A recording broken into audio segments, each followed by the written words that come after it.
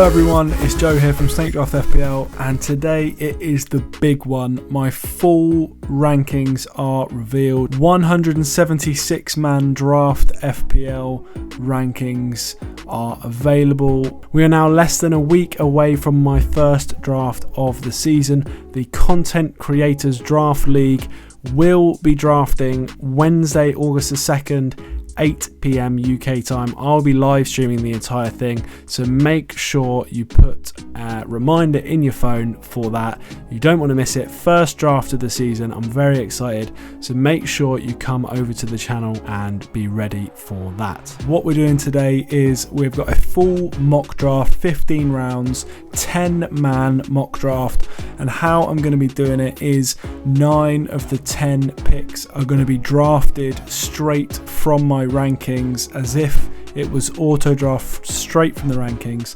I am going to be picking one team and I'm going to be explaining my picks, my strategy. Some of it will be from the rankings, some of it will be a bit different, and we will go from there. So if you enjoy the video, hit the like button, subscribe to the channel. If you are new, remember the draft is important, but what is more important is staying on top of your team for the entire year. So make sure you're subscribed so you don't miss my content throughout the entire season.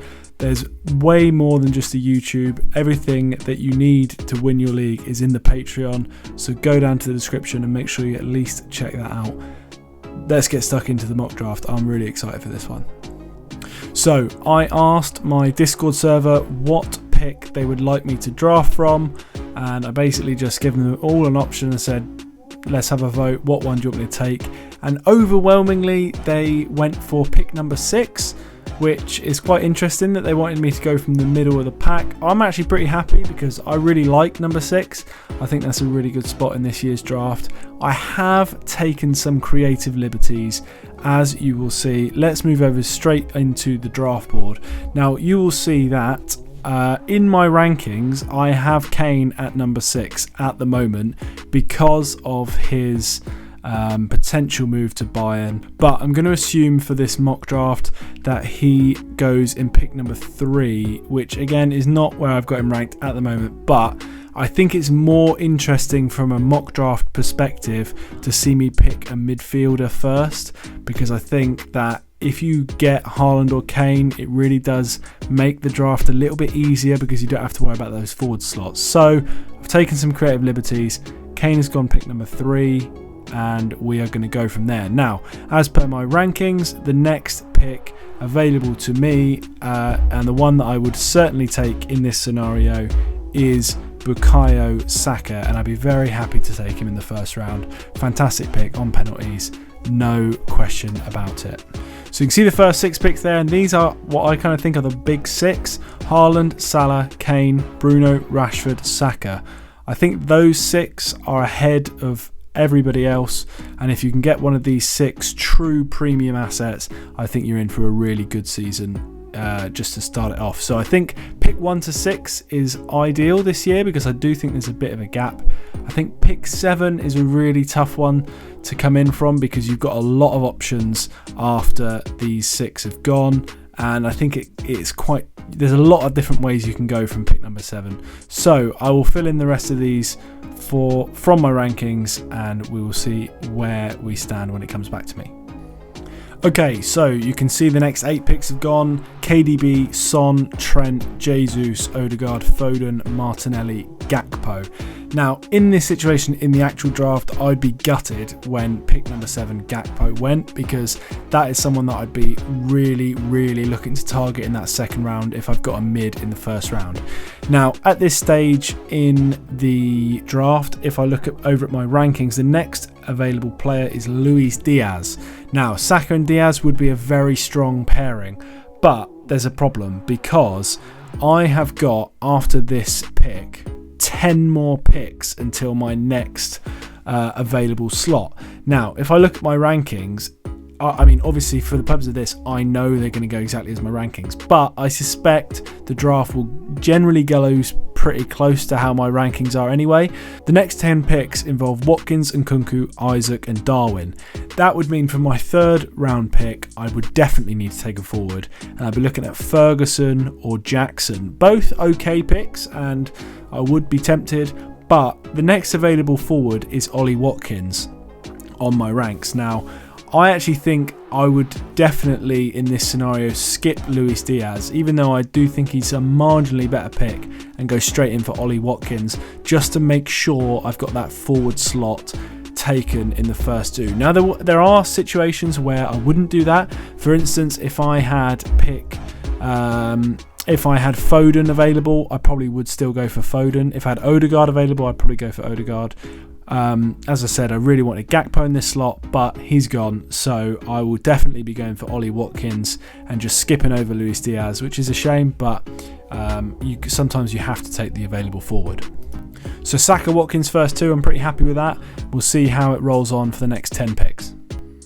Okay, it's come back round to me. Players that have gone: Diaz, Nkunku, Maddison, Isaac, Grealish, Havertz, Darwin, Sterling, Jota and Szoboszlai. Some really good picks in there. At this point I probably would have been hoping for maybe Jota or Szoboszlai to fall to me.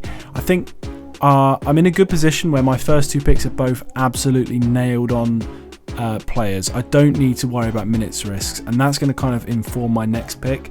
So the next player on the rankings is Evan Ferguson, and some people may think, I've already got a forward and a mid, but there's no harm picking two forwards in your first 3 rounds. If you can get 2 nailed on good forward options, then you're absolutely winning. So the player I'm going to pick is Evan Ferguson, and that to me looks like a really strong start. Now, Ferguson is a bit of a minutes risk, but as I said, I don't need to worry about that because my first 2 picks are absolutely nailed on. So I'm not concerned. If I'd picked KDB or Foden or even Darwin or Diaz, I probably would skip Ferguson now because I wouldn't want 2 of my first 3 picks to not be absolutely nailed on. But with Saka and Watkins in the first 2, they're going to play, so I'm happy to take Ferguson in the next round. Also, plan ahead a little bit. In the 4th round, I've got my eye on this big bunch of midfielders coming up in the next few picks. And I think they're all pretty similarly ranked. So Anthony, Mount, Barnes, Bowen, Matoma, Gibbs-White and Burmo. I'm hoping one of these falls to me, and I think it's pretty likely that one of them will.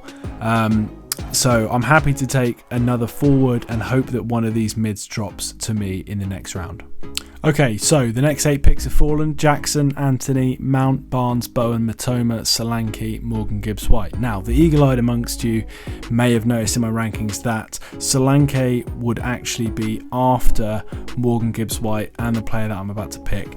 But again, I have taken some artistic license. Pick number 8 was Son, Martinelli, Anthony, and I don't think it's realistic for someone to pick 4 mids in the first 4 rounds. So I have gone to the next player that's not a midfielder, and that is Solanke, which means Morgan Gibbs-White goes pick number 7, and I take Mbeumo, which is a player I'm very happy to take. I've now got 2 solid mids, 2 solid forwards, and Mbeumo on penalties until Tony returns in January. Good player, nailed on. I'm very, very happy with that.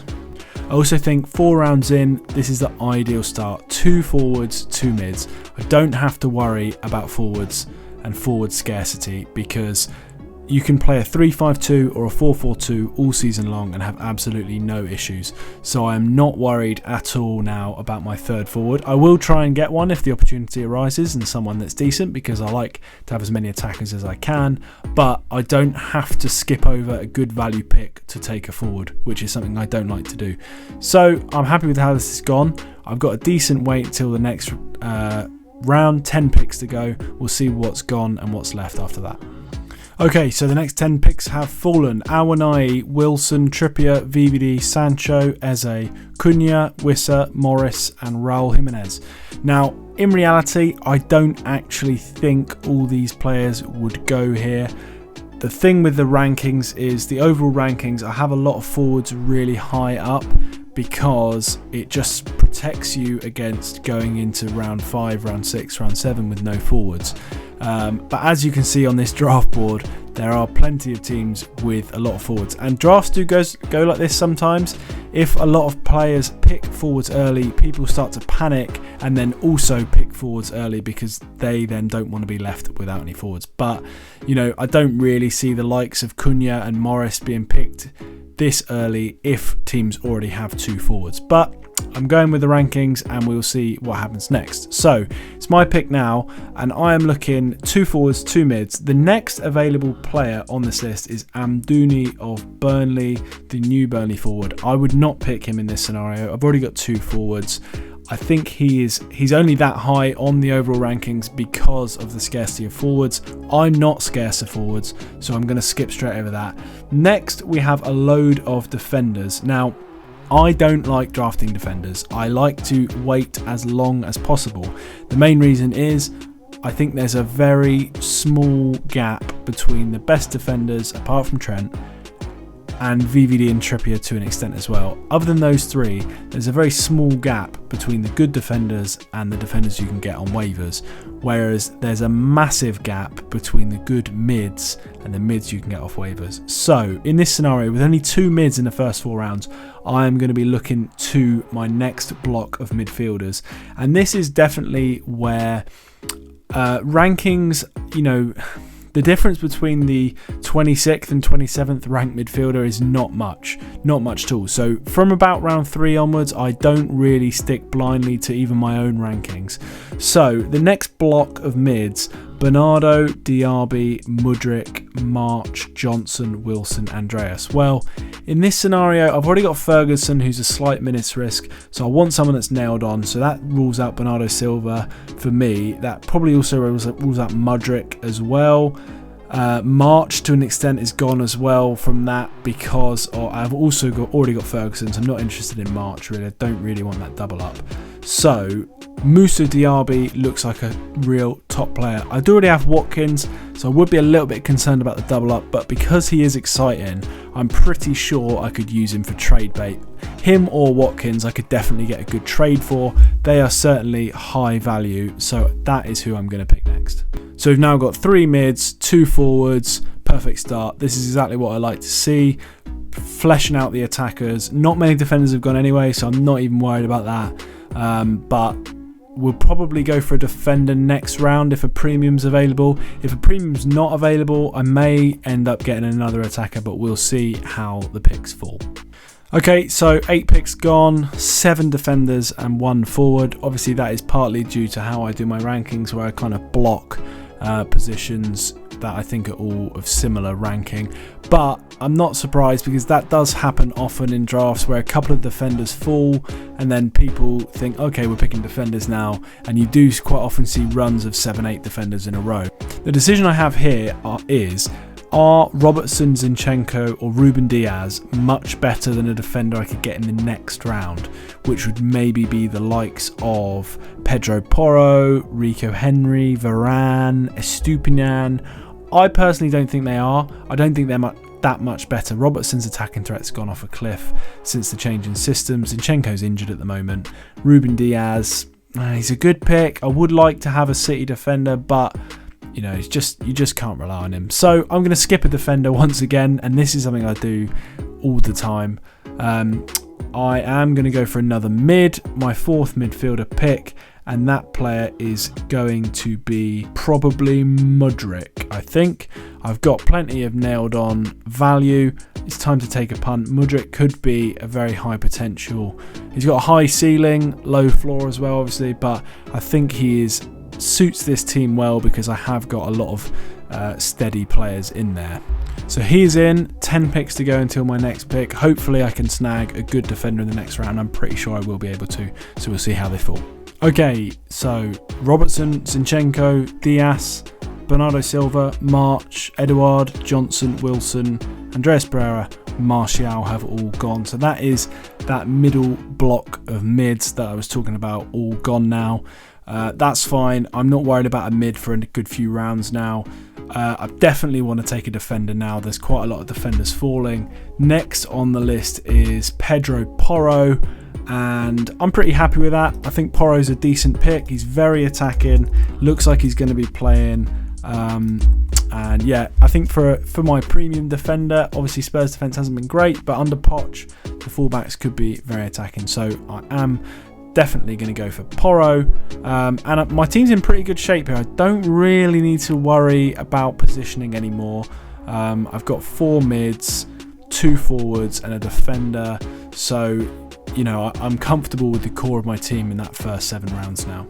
Okay then, so Alvarez, Antonio, Henry, Varane, Collins, Martinez, Estupiñán, Chilwell have all gone. And it's at this point I will pretty much throw the master list out the window, and I'll be looking at the best player from each position and try and weighing them up and seeing which one I want to go for. So the defender option is Ake. Then we've got Pope is the best keeper available. Obviously no keeper's gone yet. Bruno Guimaraes is the midfielder, and the forward is Ndai. Now I have to remember that the next time I pick a midfielder or a forward, it's going to be the last one I pick. So if there's someone later in the rankings that I kind of fancy and have my eye on, I might not want to lock myself out of that too early if I don't think it's that much upside. So, you know, the likes of Bruno Guimaraes, I'm not going to pick him at the moment because there are players right down the bottom of the list that I kind of have a feeling about in that 5th midfield role, and I don't want to pick any of them yet because there's no need. So I'm happy to sit it out on the mids and wait for a good few more rounds. Now forwards, on the other hand, this next block of forwards, Ndai, Calvert-Lewin, João Pedro, McBurney and Adebayo, I have the next 5 forwards. They're pretty much the last set of forwards that I think are going to play consistently. So I'm leaning towards taking one of them. There are still good defenders available. There are still some really, you know, Ake, Akanji, Dan Burn. These are defenders that I would be interested in taking. So the question is, can I make it another round before these forwards, that one of these 5 forwards go? Now I think I probably can, because 5 forwards out of 10 picks is very unlikely. So I'm going to take one of these defenders, and the man I'm going to take is Nathan Ake. He was very important to City last year. I think he is going to be first choice. I think he's going to play the majority of the minutes, and I do really like him as a pick. So I'm more than happy to take Ake in the 8th round. I think that's a nice pick. Let's see the next 10 picks that come up. Okay, 10 more picks have fallen, a load more defenders and a few keepers as well. Akanji, Dunk, Burn, Moreno, Gahey, Konate, Anderson, Pope, Allison and Ramsdale. 3 keepers gone in the 9th round. That is the latest I've ever seen keepers go in a draft. Not surprising because it's my mock draft. But I'd be very surprised if we make it to the 9th round in any of my leagues where no one plumps for one of the top keepers. That's fine by me. The earlier other people pick them, the better good picks there are available for me. Now, at this stage, I'm looking at my final mid, my final forward, or another defender. I'm still not going to go for a keeper. I think I've got a decent amount of time before I need to worry about that too much. There are some good midfield options. Kulusevski, Trossard, Pascal Gross, Bruno Guimaraes, McAllister. These are all quite good options, but they're not really. I probably would rather take a risk with my final midfield slot. So I am going to pick up my final forward, so I don't have to worry about that anymore. And I am going for probably Calvert-Lewin. I know I've got him ranked behind Ndai, but I think I will. I'm happy to take Calvert-Lewin because the main reason he's ranked so low is because of his injury problems, but I don't really have many long-term injury bench dwellers. So I will take DCL now. And that's the forwards done. 3 first choice forwards. I'm really happy with that.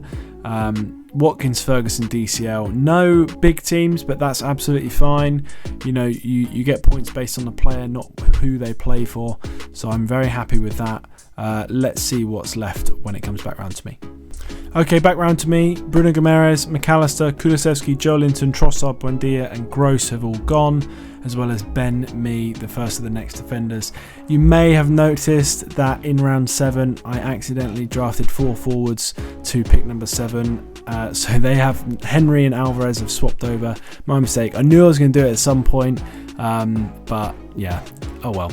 So let's crack on then. My next pick: 2 defenders, 4 mids, 3 forwards. This is very similar to how I often draft, which is no surprise because I'm drafting it, but this is a very typical draft for me, and this is probably around about when I start thinking about a keeper, because I'm so well set up. I've got 4 good mids, 3 forwards that play, 2 defenders. I can pick crap defenders until the cows come home, and Edison is still available. I'm not keen on picking Edison, but I'm just going to do a quick stock check, so don't need forwards, don't need to worry about that. So it's 1 mid, 3 defenders and 2 keepers. So what are the caliber of mids available? That is the question. And do I want to take my last midfield pick now, or do I want to wait a bit longer? So the next set of midfielders, we're looking at Paqueta, Billing, Willock, Gordon, Elise, Kovacic, Tielemans, Almiron, Jensen, Willian, Iwobi, McNeil. I think at this point I'd probably take Elise. I like Elise. I don't rate him as highly as other people seem to, but there is a chance obviously he could get a move as well. I think it's probably a good time to punt on him. He's probably got the most upside of any of the midfielders left, so I think I will take Elise now to save me having to worry about any midfielders. That leaves me 8 attackers, all with pretty high upside, so I am going to take Elise now.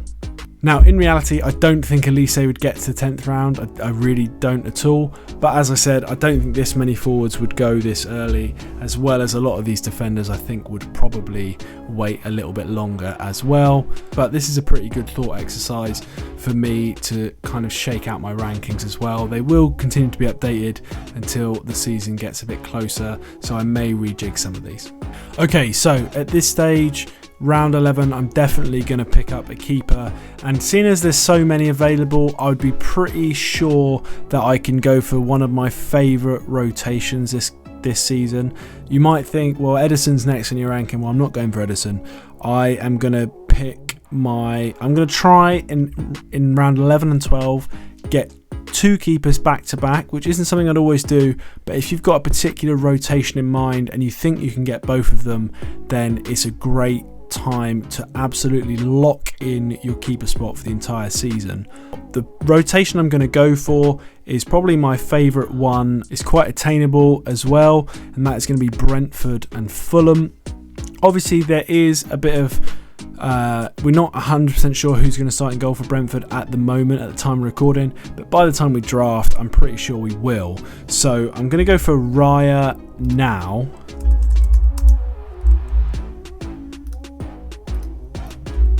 Because I think realistically the Brentford keeper is more likely to be drafted early. And then I'm going to go for Leno in the next round. Now often I would wait until later rounds to pick up the second one, and realistically I know none of them are going to go because I can see the rankings here, but this rotation is so good that I just want to make sure it's nailed, and I don't really have a need for any other players because my midfielders and forwards are done.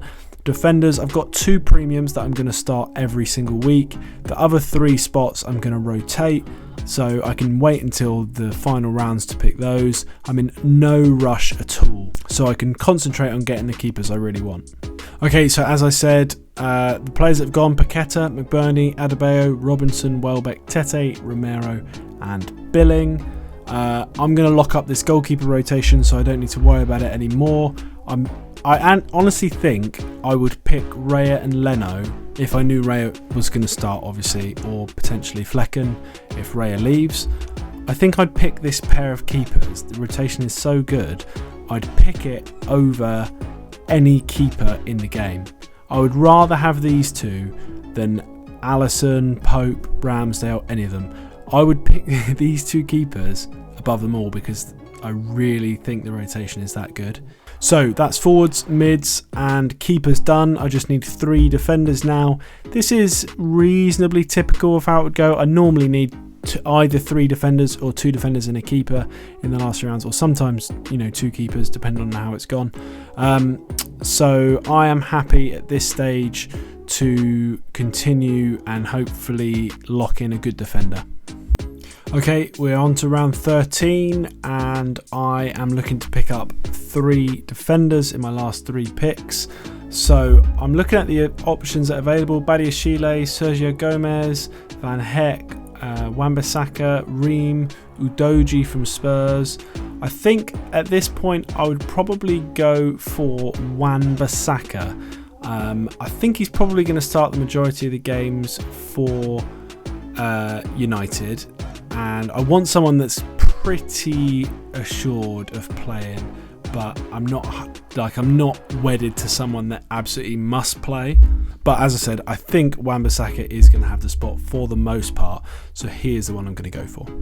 Okay, so that's another round gone. Badiashile, Gomez, Undav, Ings, Ederson, Martinez, Onana, Kepa have all gone. Looking at my team, we know it's 2 more defenders. I'm now going to be going for a rotational pair for the first 4 game weeks, and there's one that my favourite one stands out for me, and I don't think we've had any defenders picked from either of the teams.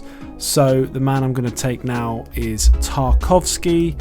He's absolutely nailed on for Everton and he fits perfectly into the rotation, so I will take him, and I'm happy to carry him for most of the season because they're not a bad defence and he is probably the best option from that defence. Okay, so for this rotation, it's going to be Everton and Forest over the first 4 game weeks. I have a really nice rotation. I've already got Tarkovsky, so now I'm going to take a Forest defender. In this scenario, I would have been thinking I'm taking Aurier, which is who I'm going to take, but I would have been thinking in the back of my mind, if Aurier gets picked, who am I going to take instead? And that would have been probably Worrell, I think, for the guaranteed minutes. So I will put Aurier in here, and that is my team finished. I'm pretty happy with it. I'll finish off the rest of the picks and then we'll look at it a bit closer.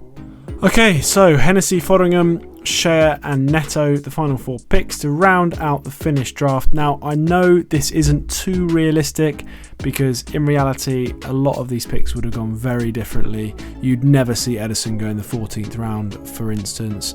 Even the likes of Almiron in the 13th round, Elise in round 10, picks that it's unrealistic to think that these players would go this long, and the reason they have is because I have undervalued them in my rankings. Undervalued, I still think it's the correct valuation, but it's different valuation to what other people would put on it. So there are definitely obviously a lot of picks here that wouldn't go this way in reality, and there are some picks that have probably gone way earlier than would have gone in reality, especially things like forwards, Amdouni, Raul, Morris, Wissa. I wouldn't expect to see them go in the 5th round because people would rather take the guaranteed points of a defender or a midfielder.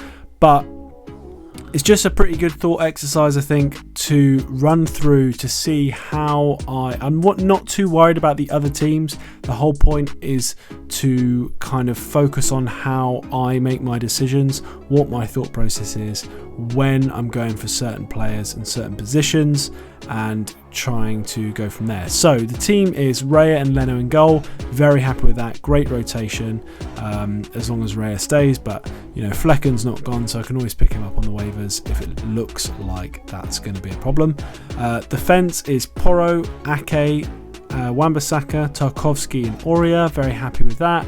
Got the good rotation, so I only really need to play 2 of Porro, Ake and Wan-Bissaka each week for the first 4 games at least, and I can fiddle that based on their fixtures.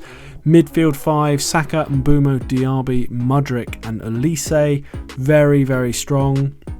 I've got guaranteed minutes, I've got high upside, and it's a real nice mix in the midfield. And in the front 3, Watkins, Ferguson and Calvert-Lewin. Now, the only thing I think this team is potentially missing, I don't have any United or Liverpool or City attackers, which is a little bit scary, and that is something I would potentially try to change over the first few game weeks with a trade.